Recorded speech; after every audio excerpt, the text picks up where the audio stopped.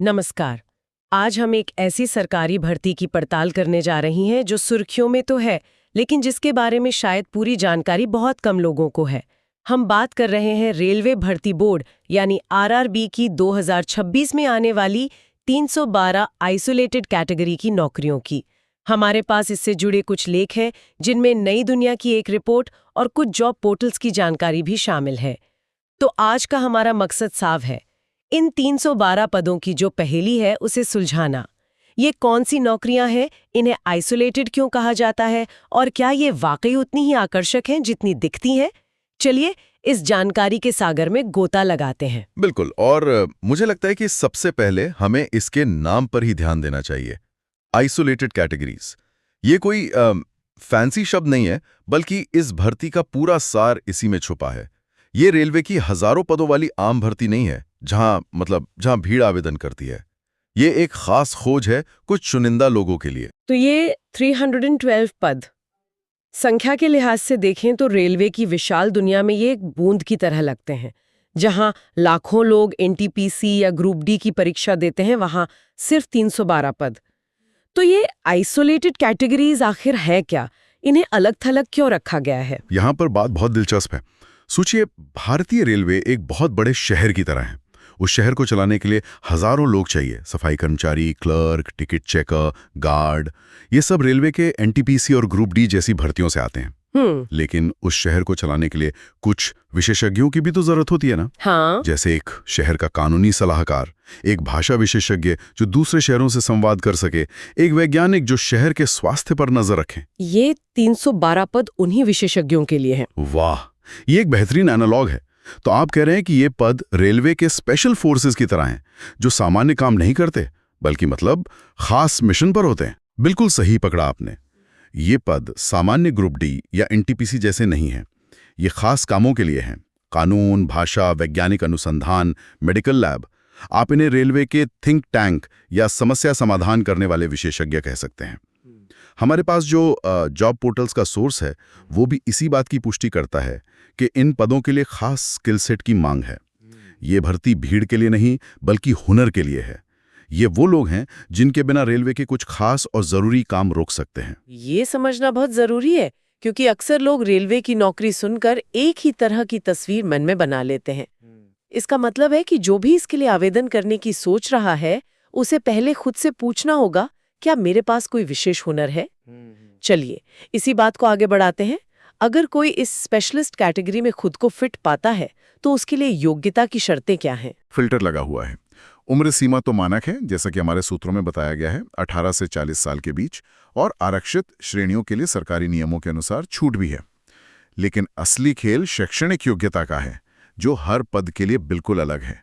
ये एक साइज सबको फिट वाला मामला नहीं है। तो चलिए कुछ उदाहरण देखते हैं। मान लीजिए किसी की हिंदी और अंग्रेजी दोनों भाषाओं पर अच्छी पकड़ है, क्या वो आवेदन कर सकता है? सिर्फ अच्छी पकड़ होना काफी नहीं है। अगर कोई जूनियर हिंदी ट्रांसलेटर के पद के लिए आवेदन करना चाहता है, तो उसे सिर्फ हिंदी या अंग्रेजी में ग्रेजुएट होने से काम नहीं चलेगा। उसे हिंदी अंग्रेजी में पोस्ट ग्रेजुएशन की डिग्री चाहिए होगी, और ग्रेजुएशन स्तर पर दोनों विषय पढ़े होने चाहिए। अरे वाह, मतलब सिर्फ भाषा जानना ही काफी नहीं, आपको उस भाषा में अकादमिक तौर पर मास्टर होना होगा। ये तो वाकई में विशेषज्ञता की मांग है। रेलवे अपनी आधिकारिक भाषा और अनुवाद को लेकर कितना गंभीर है, ये इसी से पता चलता है। और ऐसा क्यों ना हो? सोचिए, रेलवे के हजारों कानूनी दस्तावेज, तकनीकी मैनुअल और वो जो अखिल भारतीय स्तर पर सर्कुलर जारी होते हैं, अगर अनुवाद में एक शब्द भी इधर से उधर हो जाए तो उसका मतलब पूरी तरह बदल सकता है, जिससे कानूनी या तकनीकी संकट खड़ा हो सकता है। मुझे एक पुराना किस्सा याद आता है, जहां एक छोटे से अनुवाद की गलती की वजह से रेलवे को एक बड़े ठेके में कानूनी नोटिस मिल गया था। तभी से इन पदों को इतनी गंभीरता से लिया जाने लगा है। ये तो बहुत महत्वपूर्ण जानकारी है। अच्छा, और कानून से जुड़े पदों का क्या, जैसे कि चीफ लॉ असिस्टेंट? उसके लिए भी यही गहराई चाहिए। चीफ लॉ असिस्टेंट के पद के लिए सिर्फ कानून की डिग्री यानी एलएलबी काफी नहीं है, साथ में बार में काम करने का अनुभव भी मांगा गया है। रेलवे को कोई ऐसा नहीं चाहिए जो नौकरी पर आकर कानून सीखे, बल्कि कोई ऐसा चाहिए जो पहले दिन से ही भूमि अधिग्रहण, यात्री दावों और हजारों अनुबंधों जैसे जटिल मामलों को संभाल सके। ये पद रेलवे को हर दिन लाखों करोड़ों के कानूनी जोखिमों से बचाने के लिए है। और एक पद का जिक्र है साइंटिफिक असिस्टेंट। रेलवे में एक वैज्ञानिक की क्या जरूरत हो सकती है? ये थोड़ा हैरान करने वाला है। ये बहुत ही दिलचस्प भूमिका है। ये पद मनोविज्ञान में पोस्ट ग्रेजुएशन की डिग्री वालों के लिए है। इनका मुख्य काम होता है साइको एनालिसिस, खासतौर पर लोको पायलट यानी ट्रेन ड्राइवरों का, जिनकी मानसिक सतर्कता पर लाखों यात्रियों की सुरक्षा निर्भर करती है। ये असिस्टेंट सुनिश्चित करते हैं कि ड्राइवर मानसिक रूप से पूरी तरह फिट और तनाव मुक्त हैं। इसके अलावा ये स्टाफ की काउंसलिंग और वेलफेयर में भी भूमिका निभाते हैं। कमाल है, मतलब ये पद सीधे सीधे रेलवे की सुरक्षा प्रणाली से जुड़ा है। और अगर हम सबसे निचले स्तर के पद जैसे लैब असिस्टेंट की बात करें, तो क्या वहां भी इतनी ही विशेषज्ञता चाहिए? बिल्कुल। लैब असिस्टेंट के लिए भी सिर्फ 12वीं पास होना काफी नहीं है। 12वीं विज्ञान से होनी चाहिए और साथ में लैब टेक्नोलॉजी में डिप्लोमा या सर्टिफिकेट होना अनिवार्य है, क्योंकि ये रेलवे के अस्पतालों या मटेरियल टेस्टिंग लैब्स में काम करते हैं, जहां छोटी सी गलती के भी गंभीर परिणाम हो सकते हैं। तो इस पूरी बातचीत का सार ये है कि आवेदन करने से पहले हर उम्मीदवार को आधिकारिक नोटिफिकेशन डाउनलोड करके अपने पद से जुड़ी योग्यता को शब्द दर शब्द पढ़ना होगा। यहाँ अनुमान लगाने की कोई गुंजाइश नहीं है। एक छोटी सी चूक भी आवेदन को रद्द करा सकती है। तो इसका मतलब है कि सही उम्मीदवार को योग्यता की हकीकत समझनी होगी। अब उस पहलू पर आते हैं जो अक्सर सबसे ज्यादा ध्यान खींचता है और कई बार गुमराह भी करता है, सैलरी। अखबार की सुर्खियों में लिखा है 35,000 से 45,000 रुपए हर महीने कमाए। ये आंकड़ा बहुत आकर्षक लगता है, पर क्या ये पूरी कहानी है? ये एक बहुत जरूरी सवाल है और यहाँ अक्सर उम्मीदवार धोखा खा जाते हैं। यह आंकड़ा गलत नहीं है, लेकिन अधूरा है। ऐसी सुर्खियां ध्यान खींचने के लिए होती हैं। असल वेतन कई चीजों पर निर्भर करता है। पद का स्तर क्या है, पोस्टिंग किस शहर में है, और ये सब 7वें वेतन आयोग के पे मैट्रिक्स के अनुसार तय होता है। तो चलिए इस 35,000-45,000 रुपए की रेंज को डिकोड करते हैं। हमारे सूत्रों के हिसाब से कौन सा पद इस रेंज में कहाँ फिट होता है? अगर हम इसे विस्तार से देखें तो तस्वीर साफ हो जाती है। सबसे ऊंचे पदों में से एक, जैसे चीफ लॉ असिस्टेंट या पब्लिक प्रोसिक्यूटर, का शुरुआती मूल वेतन लगभग 44,900 रुपये प्रति माह है। ये उस बताई गई रेंज के ऊपरी सिरे पर है। इसमें जब महंगाई भत्ता, डीए, मकान किराया भत्ता, एचआरए और दूसरे अलाउंसेस जुड़ते हैं तो सैलरी काफी अच्छी बन जाती है। ठीक है, तो ये रेंज का ऊपरी हिस्सा हो गया। और निचले हिस्से का क्या? जूनियर हिंदी ट्रांसलेटर या इंस्पेक्टर जैसे पद, जिनका शुरुआती मूल वेतन लगभग 35,400 रुपये प्रति माह है, वो इस रेंज के निचले सिरे पर आते हैं। तो ये रेंज इन मध्यम और उच्च स्तरीय पदों के लिए सही है। लेकिन यहाँ एक बड़ा लेकिन है।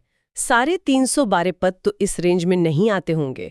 यहीं पर शायद लोगों को सबसे ज्यादा सावधान रहने की जरूरत है। बिल्कुल, और यहीं पर उम्मीदवारों को अपनी उम्मीदों को हकीकत से मिलाना होगा।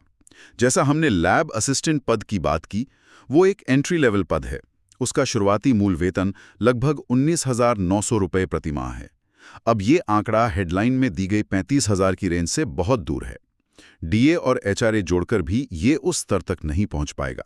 तो इसका मतलब ये है कि आवेदकों को सिर्फ हेडलाइन देखकर उत्साहित नहीं होना चाहिए, बल्कि नोटिफिकेशन में अपने चुने हुए पद का पे लेवल देखना चाहिए। असली कहानी वहीं छिपी है। साथ ही ये भी समझना होगा कि अगर पोस्टिंग दिल्ली या मुंबई जैसे एक्स क्लास शहर में मिलती है तो एचआरए ज्यादा होगा, और अगर किसी छोटे जी क्लास शहर में तो एचआरए काफी कम होगा, जिसका सीधा असर हाथ में आने वाली सैलरी पर पड़ेगा। आपने बिल्कुल सही मुद्दा उठाया। शहर का फर्क सैलरी में 10-15 हज़ार रुपये का अंतर ला सकता है। इसलिए आवेदकों के लिए सबक यह है कि अपने पद के पे लेवल को समझें और उसी के अनुसार यथार्थवादी उम्मीदें रखें।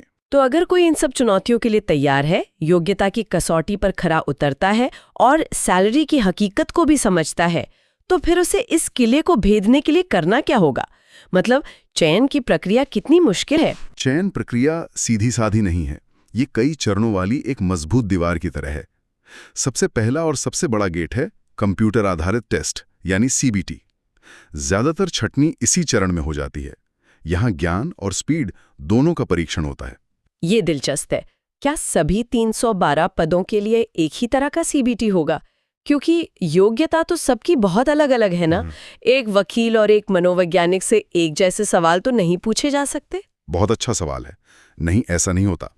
सीबीटी में एक कॉमन हिस्सा हो सकता है जिसमें जनरल अवेयरनेस, रीजनिंग जैसे विषय हों, लेकिन एक बड़ा हिस्सा पद की तकनीकी योग्यता से जुड़ा होता है।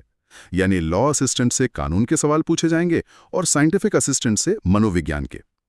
ठीक है, तो सीबीटी पार करने के बाद अगला पड़ाव क्या है? सीबीटी में सफल होने के बाद कुछ पदों के लिए एक स्किल टेस्ट या प्रैक्टिकल टेस्ट होता है। ये इस बात पर निर्भर करता है कि पद की जरूरत क्या है। जैसे ट्रांसलेटर के पद के लिए अनुवाद का एक विस्तृत टेस्ट हो सकता है, जिसमें आपको दिए गए पैराग्राफ का हिंदी से अंग्रेजी और अंग्रेजी से हिंदी में अनुवाद करना होगा। किसी तकनीकी पद के लिए प्रैक्टिकल नॉलेज का टेस्ट हो सकता है। और ये स्किल टेस्ट, क्या ये सिर्फ क्वालिफाइंग होता है, मतलब सिर्फ पास करना होता है, या इसके नंबर भी फाइनल मेरिट लिस्ट में जुड़ते हैं? क्योंकि अगर नंबर जुड़ते हैं तो ये पूरी बाजी पलट सकता है। ये एक और महत्वपूर्ण बिंदु है और ये पद के अनुसार बदल सकता है। उम्मीदवारों को नोटिफिकेशन में ये बहुत ध्यान से देखना होगा। अगर स्किल टेस्ट के अंक जुड़ते हैं तो सिर्फ किताबी ज्ञान से काम नहीं चलेगा, प्रैक्टिकल हुनर में भी माहिर होना पड़ेगा। इस चरण के बाद आता है दस्तावेज सत्यापन यानी डॉक्यूमेंट वेरिफिकेशन, जहां आपकी सभी मूल डिग्रियों और प्रमाण पत्रों की जांच की जाती है। मुझे लगता है कि कई लोग इस चरण को हल्के में लेते होंगे। और यही उनकी सबसे बड़ी भूल होती है। ये एक बहुत ही प्रतिस्पर्धी प्रक्रिया है। हर चरण में सफल होने के बाद भी अगर दस्तावेज सत्यापन में आपके नाम की स्पेलिंग में भी कोई छोटी सी गलती निकल आई या कोई जरूरी प्रमाण पत्र नहीं मिला, तो आपकी सारी मेहनत पर पानी फिर सकता है। और अंत में होती है मेडिकल जांच, जो रेलवे की नौकरियों का एक अनिवार्य हिस्सा है, क्योंकि रेलवे में शारीरिक और मानसिक फिटनेस को बहुत महत्व दिया जाता है। तो इतनी लंबी और कड़ी प्रक्रिया को देखते हुए उम्मीदवारों को आवेदन के लिए आखिरी तारीख का इंतजार तो बिल्कुल नहीं करना चाहिए। जैसा कि हमारे सोर्स में बताया गया है, आवेदन की अंतिम तिथि लगभग 29 जनवरी 2026 है और आवेदन सिर्फ आधिकारिक आरआरबी पोर्टल rrbapply.gov.in पर ही करना होगा। अगर हम इस भर्ती को बड़ी तस्वीर से जोड़कर देखें तो ये 312 पद भारतीय रेलवे की विशाल भर्ती प्रणाली का एक छोटा लेकिन बहुत महत्वपूर्ण हिस्सा है। ये संख्या में कम जरूर है, लेकिन इनका रणनीतिक महत्व बहुत ज्यादा है। ये कैसे? मतलब जहां लाखों कर्मचारी काम करते हैं, वहां सिर्फ 312 विशेषज्ञ इतने महत्वपूर्ण क्यों हो जाते हैं? इसे समझने के लिए हमें फिर से उस शहर वाले उदाहरण पर लौटना होगा। एनटीपीसी और ग्रुप डी जैसी भर्तियां रेलवे के शरीर और हाथ पैर की तरह हैं, जो सिस्टम को दिन रात चलाते हैं। उनके बिना ट्रेनें 1 इंच भी आगे नहीं बढ़ सकती। लेकिन ये 312 आइसोलेटेड पद रेलवे के दिमाग को भर्ती करने जैसा है। कानूनी सलाहकार, भाषा विशेषज्ञ और वैज्ञानिक सहायक जैसे पद रेलवे की नीतियों, संचार, सुरक्षा और तकनीकी विकास को दिशा देते हैं। चलिए इसे एक असली स्थिति में रखकर देखते हैं। मान लीजिए रेलवे को एक नई हाई स्पीड लाइन के लिए जमीन का अधिग्रहण करना है, जो कई गांवों और शहरों से होकर गुजरेगी। बहुत बढ़िया उदाहरण है। इस प्रोजेक्ट में ग्रुप टी के कर्मचारी जमीन पर काम करेंगे, एनटीपीसी के स्टेशन मास्टर और दूसरे कर्मचारी ट्रेनों का संचालन संभालेंगे। लेकिन वो चीफ लॉ असिस्टेंट ही होगा, जो अधिग्रहण के हजारों कानूनी दांव-पेच को संभालेगा, मुआवजे के नियम तय करेगा और कोर्ट कचहरी के मामलों से निपटेगा। और वो जूनियर हिंदी ट्रांसलेटर ये सुनिश्चित करेगा कि स्थानीय भाषा में जारी होने वाले सभी सरकारी नोटिस, अनुबंध और सूचनाएं बिल्कुल सही और कानूनी रूप से मजबूत हों, ताकि बाद में कोई विवाद न हो। बिल्कुल। और अगर उस इलाके में कोई मनोवैज्ञानिक या सामाजिक मुद्दा उठता है तो साइंटिफिक असिस्टेंट की विशेषज्ञता काम आ सकती है। इनके बिना पूरा प्रोजेक्ट कानूनी पैचड़ों में फंसकर सालों तक अटक सकता है। तो ये एक तरह की सर्जिकल स्ट्राइक जैसी भर्ती है, जहां ठीक उसी जगह नियुक्ति की जा रही है जहां एक खास विशेषज्ञ की जरूरत है। ये रेलवे की कार्यप्रणाली को और भी ज्यादा कुशल और मजबूत बनाने की एक कोशिश है। तो आज के इस गहरे पड़ताल से कुछ मुख्य बातें एकदम साफ हो गई हैं। पहली, ये एक विशेषज्ञ भर्ती है, सामान्य नहीं। दूसरी, हर पद के लिए योग्यता बहुत खास है, इसलिए नोटिफिकेशन को ध्यान से पढ़ना अनिवार्य है। तीसरी, सैलरी के आकर्षक आंकड़ों के पीछे की सच्चाई को समझना जरूरी है, क्योंकि वो हर पद पर लागू नहीं होते हैं। और आखिर में, चयन प्रक्रिया लंबी और कड़ी है, इसलिए तैयारी में कोई कसर नहीं छोड़ी जा सकती। बिल्कुल। और ये भर्ती हमें एक बड़े सवाल पर सोचने के लिए मजबूर करती है कि भविष्य में सरकारी नौकरियों का स्वरूप कैसा होगा। क्या हम धीरे धीरे उस दौर की तरफ बढ़ रहे हैं जहां बड़े पैमाने पर सामान्य भर्तियों की जगह इस तरह की विशेष कौशल वाली छोटी छोटी भर्तियां ज्यादा आम हो जाएंगी, जहां विशेषज्ञता को सामान्य योग्यता से कहीं ज्यादा महत्व दिया जाएगा, ठीक वैसे ही जैसे प्राइवेट सेक्टर में होता है? ये एक बड़ा बदलाव हो सकता है। ये सोचने के लिए एक बेहतरीन सवाल है और इसका जवाब आने वाले कुछ सालों में हमें देखने को मिलेगा। इसी के साथ आज की ये गहन चर्चा यहीं समाप्त होती है।